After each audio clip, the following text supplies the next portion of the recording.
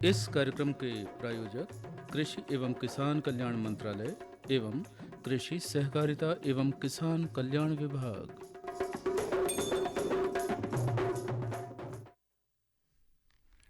कार्यक्रम किसानवाणी के सजीव फोन इन कार्यक्रम हेलो किसानवाणी में आप सभी श्रोताओं का स्वागत है। आप सभी श्रोताओं को योगेंद्र साहू की राम राम। और श्रोताओं, आज हमारे साथ हैं कृषि विज्ञान केंद्र चंदनगांव के कृषि वैज्ञानिक डॉक्टर रूपेंद्र कुमार झाड़ी जी, जिनसे हम फल उत्पादन, उनमें आने वाली समस्याएं और उनके निराकरण पर चर्चा करेंगे। सर नमस्कार, बहुत बहुत स्वागत है आपका हमारे सजीव फोन इन कार्यक्रम हेलो किसानवाणी में। जी नमस्कार। श्रोताओं, यदि आपके मन में विषय से संबंधित कोई भी शंका है, कोई सवाल है, तो आप हमें तुरंत इस नंबर पर कॉल कर सकते हैं। आप और अपना सवाल भी पूछ सकते हैं। हमारा नंबर है 8989116346। नंबर मैं एक बार फिर दोहरा देता हूँ, 8989116346। जी हाँ, तो चलिए, इससे पहले कि कोई कॉलर हमसे जुड़ जाए, सर हम आपसे बात करेंगे वर्तमान परिप्रेक्ष्य में छिंदवाड़ा और उसके आसपास के क्षेत्र में फल उत्पादन, उनमें आने वाली समस्याएं और उनके निराकरण पर। तो सर, सबसे पहले हम ये जानना चाहेंगे कि क्या हमें जलवायु के आधार पे फल उत्पादन करना चाहिए? तो हमारे छिंदवाड़ा की जलवायु के आधार पे किन फसलों की खेती फलों के रूप में हम कर सकते हैं? बहुत अच्छा प्रश्न है आपका। फलोत्पादन की जब हम कल्पना करते हैं तो ये हमारे जलवायु के ऊपर बहुत निर्भर होती है। मुख्य रूप से यदि हम जलवायु के आधार पर फलों का वर्गीकरण करते हैं जी तो 3 तरह के जो जलवायु है उसमें अलग अलग तरह के फसलों की खेती की जाती है। जी जैसे सबसे पहला होता है उष्णकटिबंधीय, जी उसके बाद उपोष्णकटिबंधीय और शीतोष्णकटिबंधीय। जी तो शीतोष्णकटिबंधीय जो एक जलवायु है, इसके अंतर्गत हमारे जैसे हमने सेब है, एप्पल, पियर, पीच, प्लम, एप्रिकॉट, ये वाली जो फसलें हैं आपने देखा होगा कश्मीर और इस तरह के बिल्कुल, एरियाज में हिमाचल होती है। प्रदेश हिमाचल वगैरह में प्रदेश में होती है, ठंडे जी, इलाकों में होती है। ठंडे इलाकों में। हमारा जो क्षेत्र है ये ट्रॉपिकल टू सब ट्रॉपिकल रीजन में आता है, जी मतलब कि उष्ण कटिबंधीय से उपोष्ण कटिबंधीय फसल। बिल्कुल। तो यदि हम छिंदवाड़ा के परिप्रेक्ष्य में बात करते हैं तो हमारे पास में आम, अमरूद, केला, अनार, संतरा और चीकू, जी इस तरह के जो फसल है हमारी फलों की, इसका उत्पादन हम यहाँ पर ले सकते हैं। बिल्कुल। साथ ही साथ कुछ जो एरिड फ्रूट क्रॉप्स हम लोग कहते हैं जो उष्णकटिबंधीय क्षेत्रों में होती है, जैसे आंवला है, जी बेर है, सीताफल हमारे जंगली क्षेत्र जो है वहाँ पर बहुत होता ज़्यादा ही पाया है। जाता हाँ, है। बहुत जी ज़्यादा पाया। बिल्कुल तो इन फसलों का बहुत अच्छे से हम लोग यहाँ पर उत्पादन ले सकते हैं। बिल्कुल बिल्कुल। सर, अब जैसे कि यदि हम बात करते हैं उच्च गुणवत्ता वाले फल उत्पादन के लिए मिट्टी एक अहम रोल निभाती है किसी फल के उत्पादन में या फसल के उत्पादन में।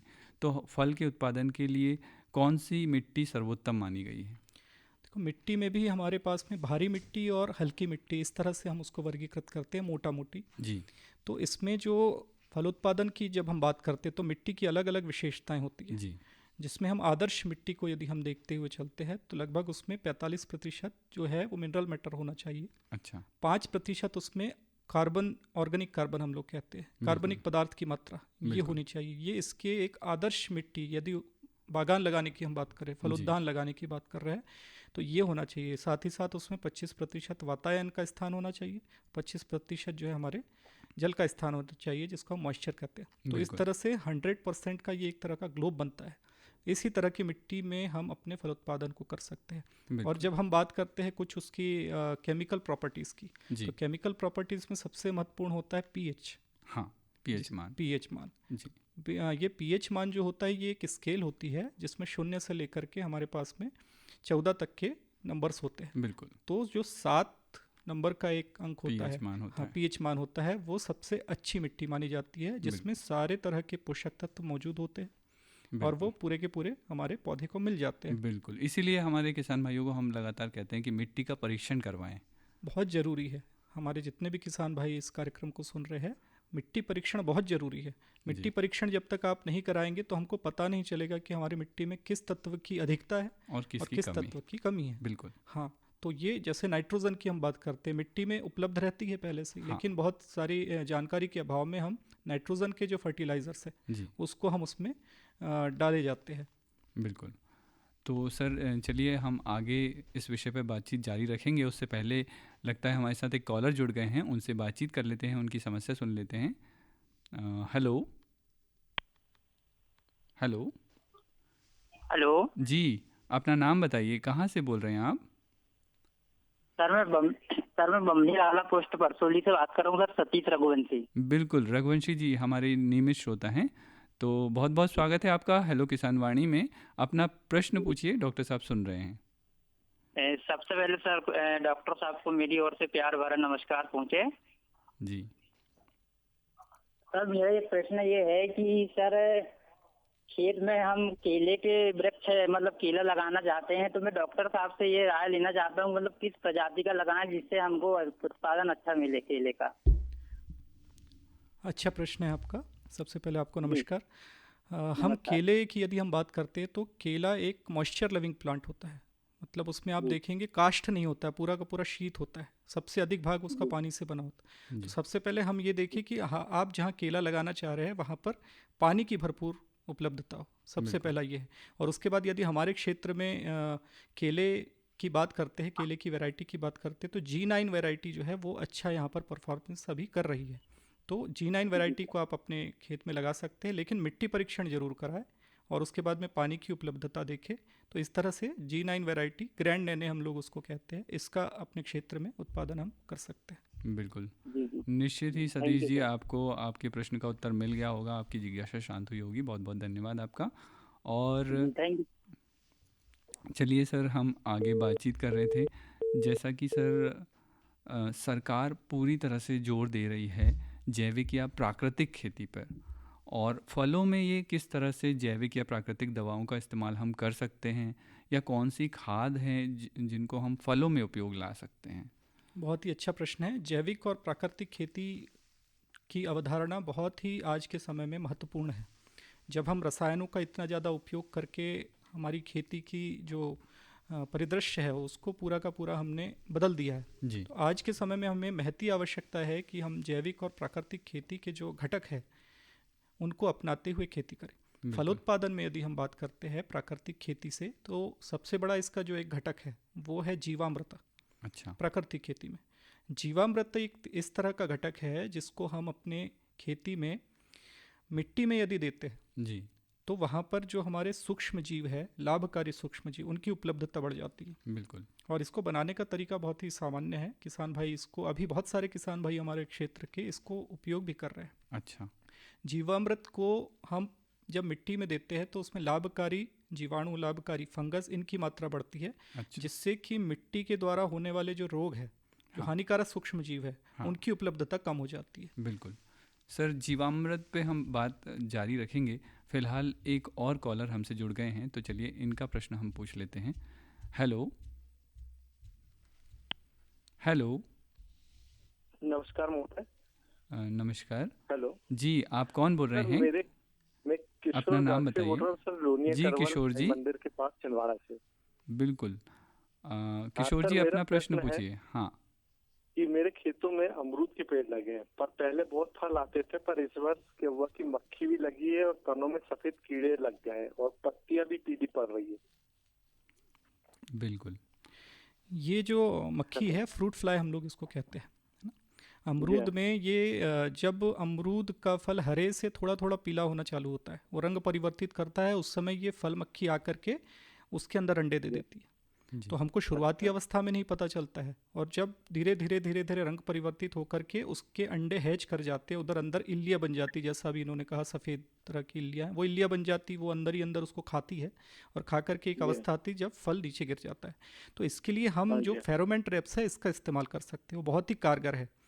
इसमें केमिकल का हम लोग तब स्प्रे करते हैं जब हमारी जो वो फल मक्खी है उसने उसके अंदर अंडे दे दी, अब फल झड़ने लगे, उस समय हम केमिकल का स्प्रे करते हैं।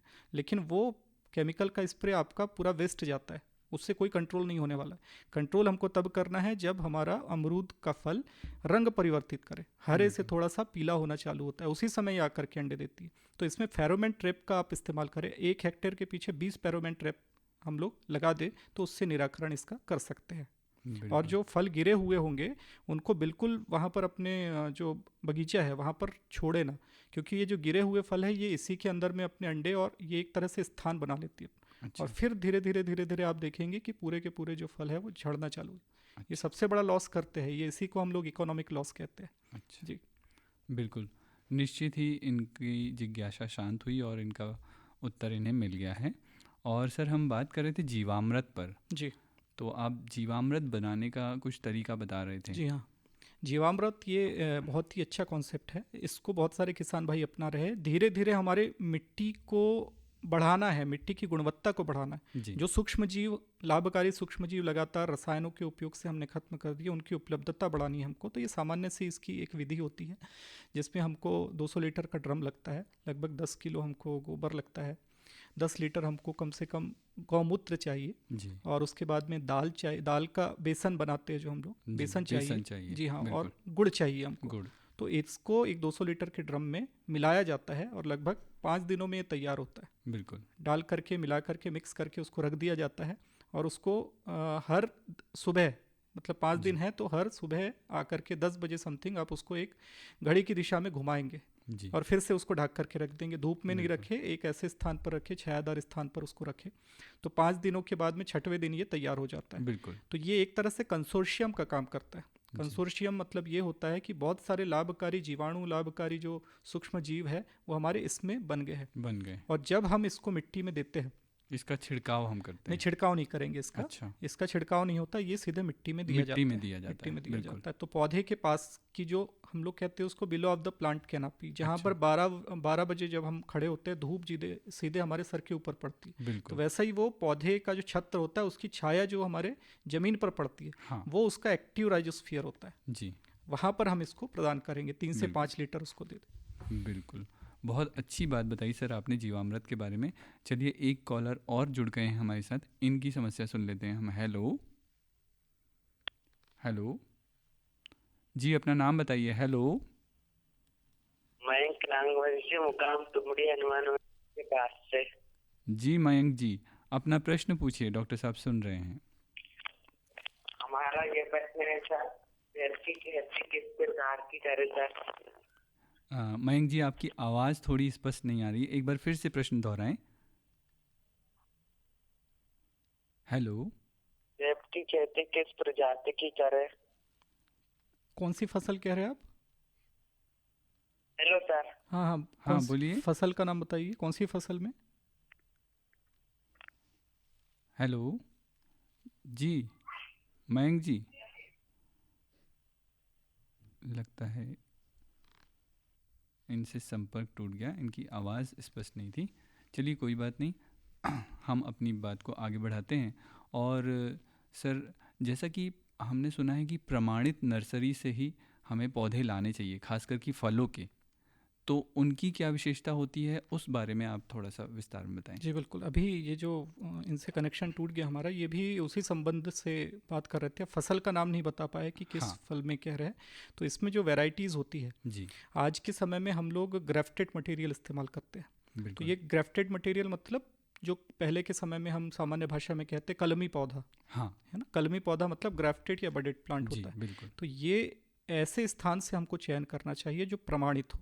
हाँ क्योंकि यदि हम फलोद्यान की बात करते हैं तो उसमें सबसे बड़ी लागत जो होती है हमारी, वो ये पौधा ही होती है जिसका बिल्कुल। सिलेक्शन करके हम अपने बगीचे में लगाते हैं। और हम उससे कहते हैं कि कम से कम 20 से 25 वर्ष तक हम उससे फलोत्पादन लेंगे। बिल्कुल। यदि हम यहाँ चूक कर देते हैं, गलत पौध सामग्री को हम लोग चयन कर लेते हैं, जी तो फिर हमको खेत में उसके परिणाम दिखाई देने लगते हैं। जी तो हम ये कहना चाहते हैं कि जो हम पौधों का सिलेक्शन करें वो बिल्कुल। प्रमाणित नर्सरियों से करें। अभी हमारे किसान भाई किसी भी तरह की नर्सरियों से पौधे लेकर के आते हैं और जब हम उसको लगाते हैं तो कुछ समय बाद उसमें समस्याएं आ जाती हैं। जी बिल्कुल। और सर, इस वार्तालाप को हम आगे जारी रखेंगे। आइए अब कुछ संदेश की ओर आगे बढ़ जाते हैं और एक महत्वपूर्ण संदेश सुन लेते हैं।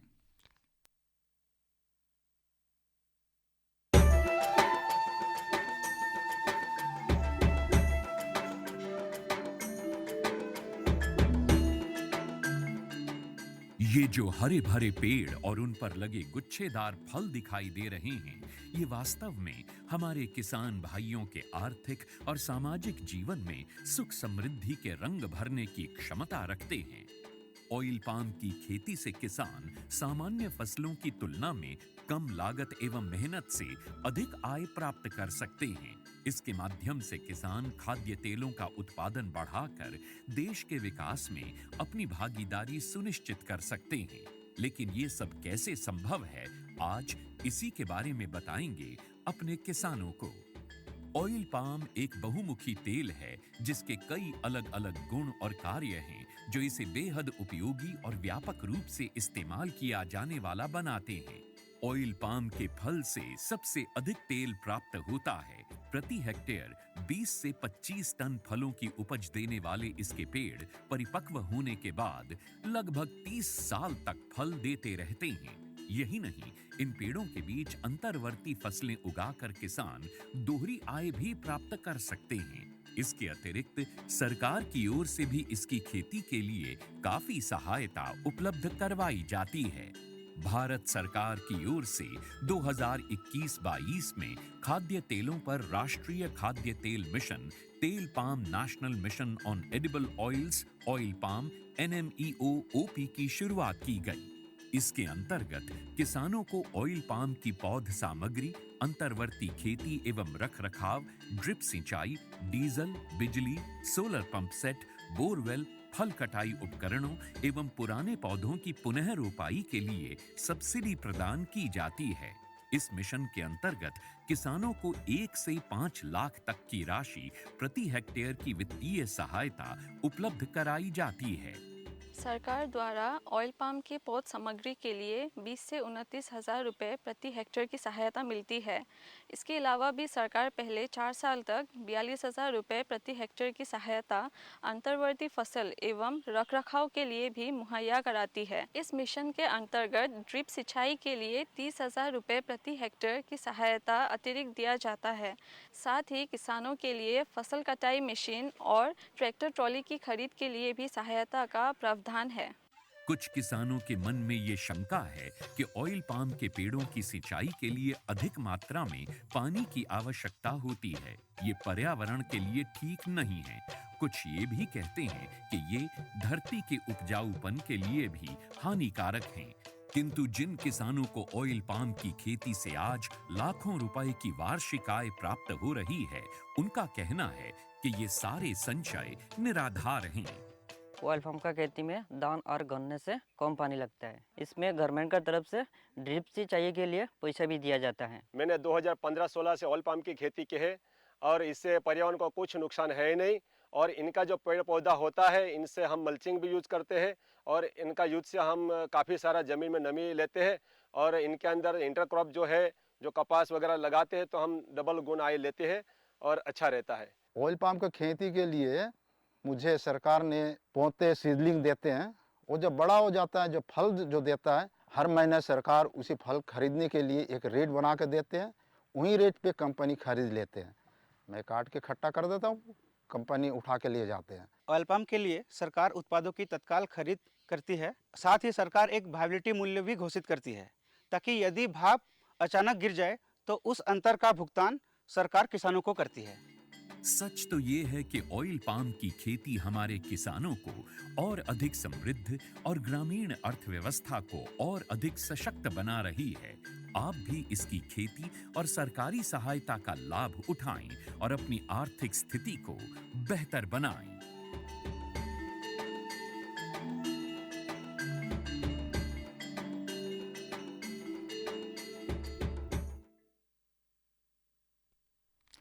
चलिए हम एक बार फिर जुड़ते हैं हमारे कार्यक्रम हेलो किसान वाणी से। तो सर, हम बात कर रहे थे फल के उत्पादन और उनकी समस्याओं पर। और सर, यदि हम बात करें संतरा उत्पादन की, जैसे कि हमारा ज़िला छिंदवाड़ा जो है वो संतरा उत्पादन के लिए ही जाना जाता है, जो कि वर्तमान में अभी पांडुर्ना ज़िले में आ गया है। तो सर, फलों में मुख्य रूप से जो संतरे में फल झड़न की समस्या पाई जा रही है, तो इसको हम कैसे दूर कर सकते हैं? फल झड़न एक इसकी मुख्य समस्या है। जी हमारे संतरा उत्पादन में, साथ ही साथ और भी फसलों में होता है, लेकिन हमारा क्षेत्र संतरा उत्पादन से संबंधित है और यहाँ पर अलग अलग स्टेजेस में फल झड़ते हैं। जी तो फल झड़न की जो समस्या है वो शुरुआत से, जैसे ही फूलों से फल बनना चालू हुआ तो वो झड़ना चालू हो जाते हैं। जी एक जो पौधा है वो अपने ऊपर कितने फ्रूट्स को वहन कर सकता है वो हाँ। उसी को लेकर के आगे चलता है, बाकी के बिल्कुल। फ्रूट्स वो गिरा देता है अच्छा सामान्य अवस्था में। लेकिन कभी कभी देखा गया है कोई विकार हो जाता है, इसके कारण भी फलों में फल झड़न की समस्या आती है। जी तो सबसे पहला वहाँ पर हमको जो इरिगेशन की फैसिलिटीज़ है, जी जल, सिंचाई हाँ, की सिंचाई की व्यवस्था, बिल्कुल। वो बिल्कुल रखना पड़ेगा। उसके साथ साथ जब फल ज़्यादा मात्रा में झड़ रहे हैं जी तो वहाँ पर कुछ बीमारियों के कारण भी फल झड़ते हैं। तो अच्छा उनके सिम्टम्स, उनके लक्षण होते हैं, हाँ। जैसे ऊपर से डंठल से पीला होकर के वो यदि झड़ रहा है, जी इसका मतलब उसमें फंगस का अटैक है, जी तो उसमें एक फंजीसाइड का इस्तेमाल करना पड़ता है। बिल्कुल किसी तरह की कोई बीमारी नहीं है फिर भी झड़ रहा है, हाँ तो वहाँ पर हार्मोन्स का इम्बेलेंस हो जाता है, जी उसके कारण झड़ता है। और बिल्कुल ये शुरुआत में अभी अमरूद में जो हमारे इससे पहले के जो कॉलर थे उन्होंने पूछा कि फल मक्खी के द्वारा, तो फल हाँ। मक्खी इसमें भी लगती है, तो अच्छा ये फल मक्खी के कारण भी झड़ता है। बिल्कुल अब इसके लिए कैसे किसान इसको हमारे रेक्टिफाई कर सकते हैं, कैसे उसको समाधान कर सकते हैं, तो इसमें हम देखते हैं कि शुरुआती अवस्था में पानी और पोषक तत्वों का प्रबंधन अच्छे से करें। बिल्कुल उसके बाद भी यदि फल झड़न की समस्या बन रही है, जब फल हमारा मटर के दाने के आकार का होता है, जी तो उस समय हार्मोन्स का इम्बेलेंस हो जाता है। तो अच्छा हमारे पास कुछ ऑक्सीन्स होते हैं जिसको नेफ्थेलिन एसिटिक एसिड कहते हैं, जी उसका इस्तेमाल हम लोग उसमें करते हैं। बिल्कुल सर, इस चर्चा को हम आगे बढ़ाएंगे। फिलहाल एक कॉलर हमसे जुड़ गए हैं, तो चलिए इनसे बातचीत कर लेते हैं। हेलो हाँ जी, नमस्कार जी। जी नमस्कार, अपना नाम बताएं। जी संजय धुर्वे, जी संजय जी, कहाँ से बोल रहे हैं? भैंसादान से बोल रहा हूँ जी मैं। जी संजय जी, डॉक्टर साहब सुन रहे हैं, अपना प्रश्न पूछिए। जी उनको भी नमस्कार है जी। जी नमस्कार। मैं ये बोल रहा था कि जैसे पपीते का अपन उत्पादन लेना चाह रहे हैं, तो कैसी उसकी अपन व्यवस्था बनाएं कि अपने को अच्छा उत्पादन मिले, थोड़ा मतलब बेचने के हिसाब से ठीक है। पपीते, मंडी में। जी हाँ, पपीते के उत्पादन में हम सबसे पहले उसको रिज बेड में यदि हम लोग करते हैं, है ना, जमीन के स्तर से ना करते हुए 1-2.5 फीट, 2 से 2.5 फीट ऊंचा बेड बना करके यदि हम लोग शुरुआत में उसमें खेती करें, उसके लिए भी हम शुरुआत में मिट्टी परीक्षण में सभी के लिए कहता हूँ, मिट्टी परीक्षण आप सबसे पहले कराएं, क्योंकि उसमें यदि बहुत सारे किसान भाई हैं उन्होंने पपीते की खेती की शुरुआत कर दी और उसके बाद फिर जब मिट्टी परीक्षण कराया तो उसमें एसिटिक का जो कंटेंट है वो ज़्यादा आया। तो जो हम पीएच की बात करते हैं, हमारा 6.5 से 7.5 के बाद बीच में पीएच होना चाहिए, सबसे बिल्कुल। पहली ये हमारी ज़रूरत है। इसके बाद हम मिट्टी की इस तरह से चयन करें कि मिट्टी में जल का जमाव नहीं होना चाहिए। जी जो भी बारिश होती है या कोई भी और पानी दे रहे हैं हम लोग, तो ये पौधे के लिए बहुत ही अच्छी, नुकसानदायक। हाँ, नुकसानदायक होता है। बिल्कुल तो पौधे के पास में पानी का जमाव ना हो, इसलिए हम लोग रिज बेड का इस्तेमाल करते हैं। जी और इसमें यदि हम लोग बात करते हैं पपीते में, तो ताइवान करके एक वैरायटी है जो हमारे क्षेत्र में बहुत अच्छा उत्पादन देती है, जी और इसके पौधे नर्सरियों में भी उपलब्ध है, और यदि आप स्वयं से बनाना चाहते हैं तो मार्केट से अवेलेबिलिटी इसकी हो जाती है। बीज ला करके आज के समय में कोकोपिट में हम नर्सरी तैयार करते हैं। बिल्कुल प्रो ट्रे आते हैं, प्रो जी। ट्रे में कोकोपिट में आप एक एक बीज ला करके पौधे स्वयं से बना सकते हैं। तो इस तरह से प्रारंभिक केस जानकारी है जो आप इस तरह से इसमें कर सकते हैं। साथ ही साथ यदि हम रिज में पौधा लगाते हैं, तो रिज में पौधा लगाने के लिए फिर वहाँ पर हमको ड्रिप इरिगेशन करना बहुत ज़रूरी होता है। बिल्कुल और खरपतवार की समस्या से बचने के लिए हम लोग मल्चिंग, पलवार का उपयोग बहुत ज़रूरी करें, जी क्योंकि यदि मल्चिंग होगी तो हमारा पौधा उतना सक्सेस नहीं हो पाएगा। मल्चिंग को करेंगे तो सक्सेस होगा। खरपतवार के कारण जो समस्याएं आती है उसमें हमारे पौधे में उत्पादन कम हो जाता है। हाँ, बिल्कुल। और फिर तरह तरह के वीडीसाइड का इस्तेमाल करना पड़ता है। तो इससे बचने के लिए प्रारंभिक अवस्था में रिज बेड के ऊपर मल्चिंग जरूर और करना। ड्रिप इरिगेशन के साथ में यदि खेती करेंगे तो बहुत अच्छा बिल्कुल। हमको इसको बढ़ा सकते हैं आगे। बिल्कुल, निश्चित ही इन्हें इनके प्रश्न का उत्तर मिल गया होगा। बहुत बहुत धन्यवाद संजय धुर्वे जी। और सर, अब हम बात करते हैं कि यदि हमारे छिंदवाड़ा में आसपास के इलाके में कोई किसान फल के बागान लगाना चाहता है, तो उसे किन किन बातों का ध्यान रखना चाहिए, किस तरह से वो फल का अच्छे से अच्छा उत्पादन ले सकता है? फलों के उत्पादन के लिए फल बागान की बहुत ही महत्वपूर्ण विशेषताएं जो है वो मैं यहाँ पर बताता हूँ आपको। कि सबसे पहला तो पीएच, मिट्टी परीक्षण सबसे पहला। जी उसके बाद हम ये देखें कि हमारा जो मिट्टी जहाँ हम पौधा लगाना चाह रहे हैं उसकी गहराई कितनी है। जी गहराई बहुत ही इसमें मायने रखती मायने है। रखती कम से कम 1 मीटर हमको उसकी गहराई होनी जी। चाहिए। वहाँ पर 1 मीटर तक किसी तरह का कोई हार्ड पत्थर ना हो या हार्ड पैन ना हो, क्योंकि जड़ें विकसित नहीं हो पाती। बिल्कुल, मतलब हाँ। पथरीली जमीन में फल के उद्यान ना लगाएं तो नहीं ज़्यादा लगाना अच्छा है। पड़ता है। बिल्कुल यदि लगाना, बहुत रेयर केस में ऐसे होता है, कुछ किसान भाई लगाना चाहते हैं तो कम से जी। कम 1 मीटर तक का उसका गड्ढा करे वहाँ पर, जी, है ना। और उसके बाद में फिर वहाँ पर मिट्टी ला करके आपको डालनी पड़ेगी, डालनी उस पड़ेगी। क्षेत्र में हो सकता है। बिल्कुल। तो ये शुरुआती अवस्था में 2 चीज़ें हैं। तो जो हमारा मिट्टी की गहराई है वो कम से कम 1 मीटर होनी चाहिए। बिल्कुल, उसके बाद सबसे महत्वपूर्ण लागत हमारी पौध सामग्री, पौध सामग्री। पौध बिल्कुल। सामग्री और उसकी जो वैरायटी है हाँ, वो उसका चयन। जैसा कि शुरू में हमने शुरू चर्चा में की हमने थी। जो चर्चा करी थी, बिल्कुल, तो पौध सामग्री का चयन ऐसे स्थान से हो, क्योंकि अभी हम देखते हैं वेरिएशन आता है। पौधा जब छोटा रहता है तो उसके गुणधर्म हमको पता नहीं चलते। जी, जब वो बड़ा होने लग जाता है तो फिर हमको समझ आता है कि जैसे मैंगो में कुछ वैरायटी है, आम्रपाली है, दशहरी है, केसर है, नीलम है, तो वो हमको कौन बताएगा? जो सर्टिफाइड नर्सरी है, उनके पास पूरा रिकॉर्ड्स होता है। जी, तो वो जो पौधा बोल करके देंगे आपको कि ये वैरायटी का है।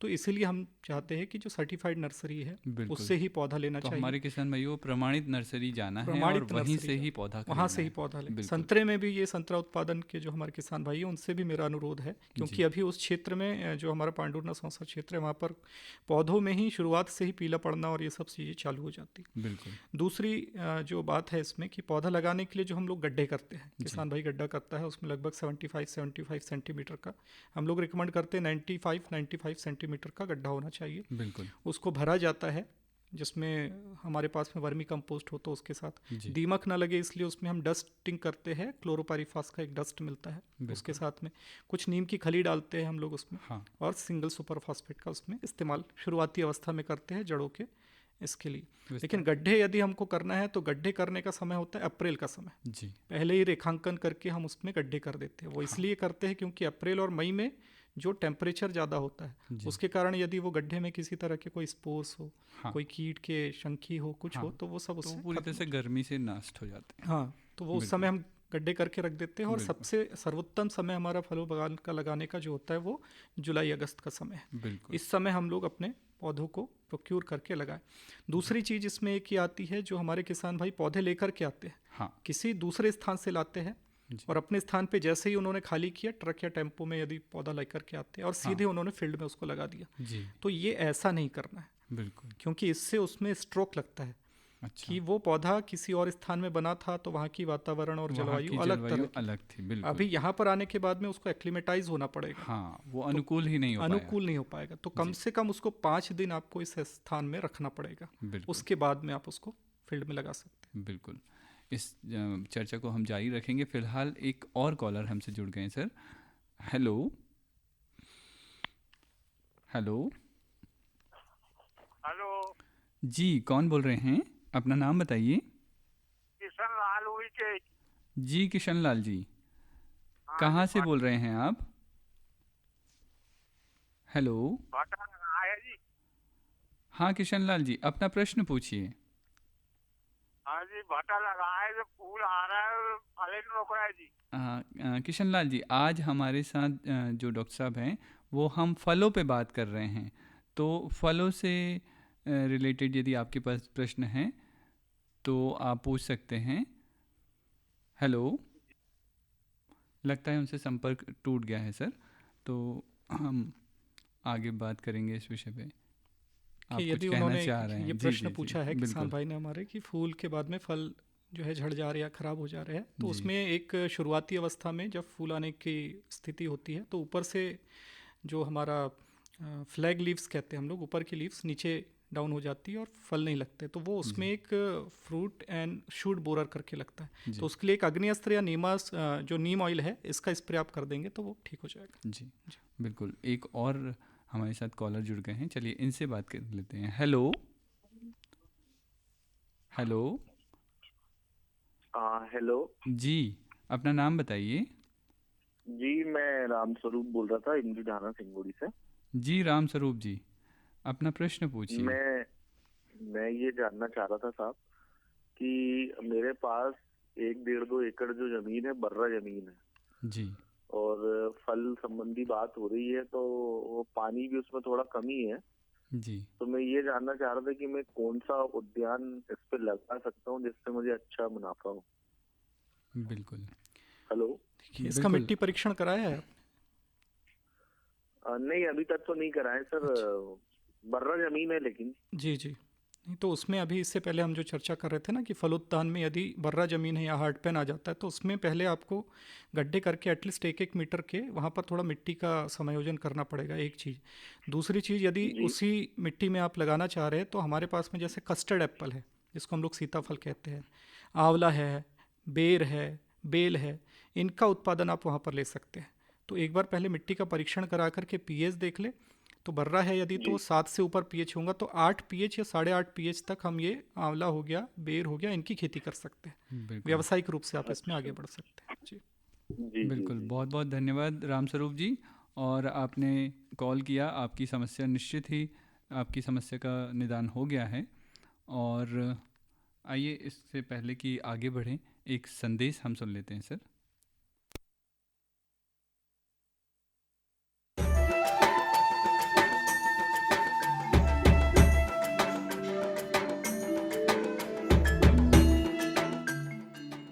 मैंने 2015-16 से ऑयल पाम की खेती की है और इससे पर्यावरण को कुछ नुकसान है ही नहीं। और इनका जो पेड़ पौधा होता है इनसे हम मल्चिंग भी यूज करते हैं और इनका यूज से हम काफ़ी सारा ज़मीन में नमी लेते हैं। और इनके अंदर इंटरक्रॉप जो है, जो कपास वगैरह लगाते हैं तो हम डबल गुण आय लेते हैं और अच्छा रहता है।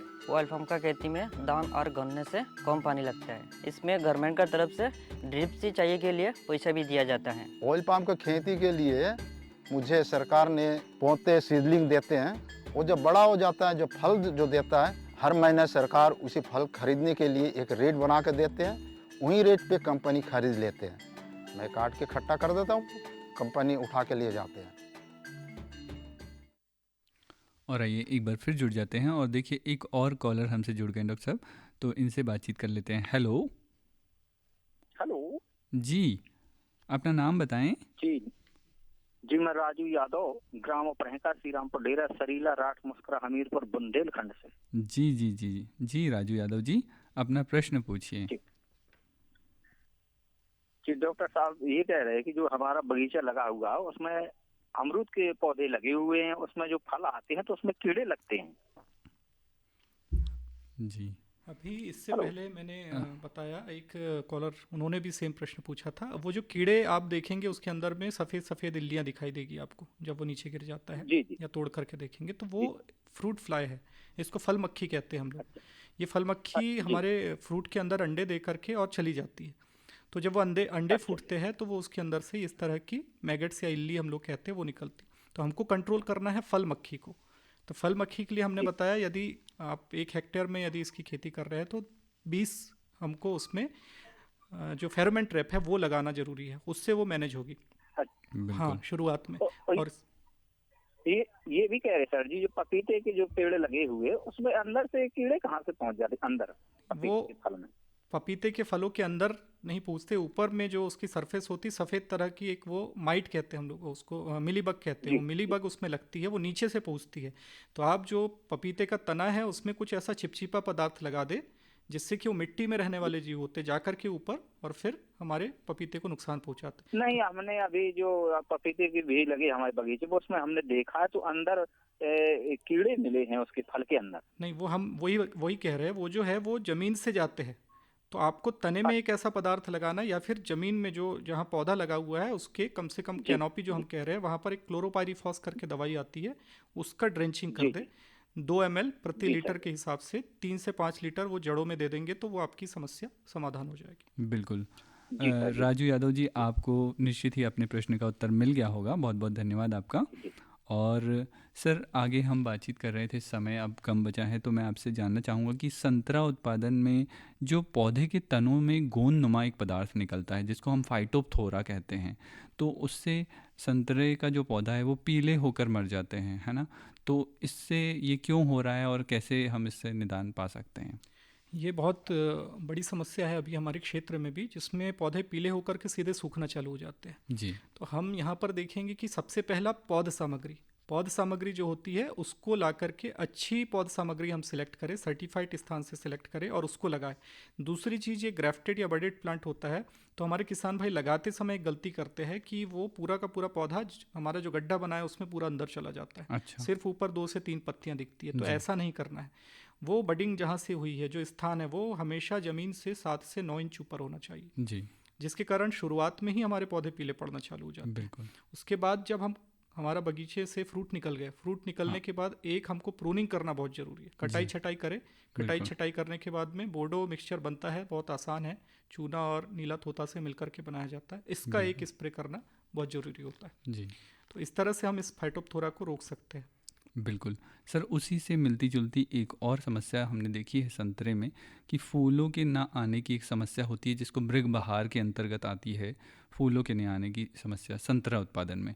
तो उसका निराकरण कैसे कर सकते हैं? उसके निराकरण के लिए मृग बहार में मुख्यतः जो हमारा संतरे के किसान भाई है वो देखते हैं, बगीचा हमारा जो होता है वो मई में हम उसको स्ट्रेस में रख देते हैं। मई से पूरा तान हम उसको देते हैं। तो जून में हमारे यहाँ पर मानसून 10 तारीख का ऐसे डिसाइडेड है कि 10 तारीख जून में आ सकता है। लेकिन किसी कारणवश क्या होता है, जब हमारा बगीचा स्ट्रेस पीरियड में होता है, तान में होता है, लेकिन 12 से 15 दिन बाद ही हमारी बारिश हो गई, तब वो तान टूट जाता है। बिल्कुल। बारिश आ गई तो उस अवस्था में एक क्लोरमेक्वाट क्लोराइड करके एक हार्मोन्स होता है, उसका यदि हम लोग उसमें इस्तेमाल करते हैं 4 ml प्रति लीटर, मतलब 400 ml 100 लीटर में, और इसका स्प्रे जब हम करेंगे तो तान बरकरार रहेगा और फूल जो नहीं आने की समस्या हमारे किसान भाई झेल रहे हैं तो वो फूल भी उसमें आ जाएगी। बिल्कुल। और सर, अंत में चलते चलते मैं एक और प्रश्न पूछना चाहूँगा कि जैसा कि साल का अंत होने वाला है, हम नवंबर में चल रहे हैं, आखिरी नवंबर में, और नया वर्ष ढेर सारी संभावनाएं लेकर खड़ा है, तो हम हमारे कृषि के क्षेत्र में या हमारे किसान भाई फल उद्यान में कौन सी नई संभावनाओं को देखते हैं कि किस तरह से हम अच्छे से अच्छा उत्पादन फल उत्पादन में ले सकते हैं? ये अभी जो समस्या हमारे बीच में आई है, इसी का निराकरण करते हुए अच्छी किस्म के पौधे ले, अच्छे प्रमाणित नर्सरियों से पौधे ले, मिट्टी का परीक्षण जरूर कराए, उसके आधार पर ही जब हम खेती करेंगे तो इसमें आप देखेंगे कि जो लागत हमारी आज के समय में बढ़ती जा रही है वो लागत कम होगी, और प्राकृतिक खेती और जैविक खेती के जितने घटक हैं इसका इस्तेमाल करके फल उद्यान को लगाएंगे तो निश्चित ही लाभ होगा और अच्छे गुणवत्ता युक्त फलों का उत्पादन हमारे किसान भाई कर सकेंगे। बिल्कुल। तो अब समय हो चला है सर हमारे समस्त किसान भाई बहनों से विदा लेने का, और अगले सप्ताह हम फिर नए किसी विषय के साथ चर्चा करेंगे, नए मेहमान के साथ। और आज के हमारे जो मेहमान थे कृषि विज्ञान केंद्र चंदनगांव के कृषि वैज्ञानिक डॉक्टर रूपेंद्र कुमार झाड़े जी। आपका बहुत बहुत धन्यवाद सर, आपने इतने सहज और सरल तरीके से हमारे श्रोताओं के, किसान भाइयों के सवालों का जवाब दिया, उनकी जिज्ञासाओं का समाधान किया।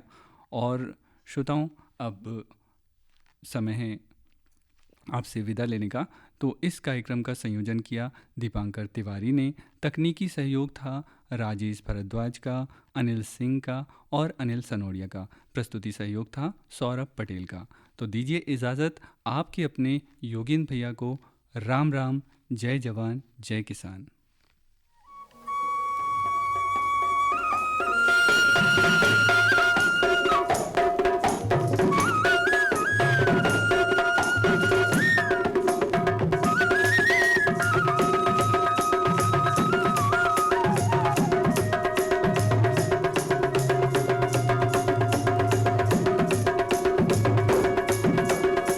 इस कार्यक्रम के प्रायोजक कृषि एवं किसान कल्याण मंत्रालय एवं कृषि सहकारिता एवं किसान कल्याण विभाग।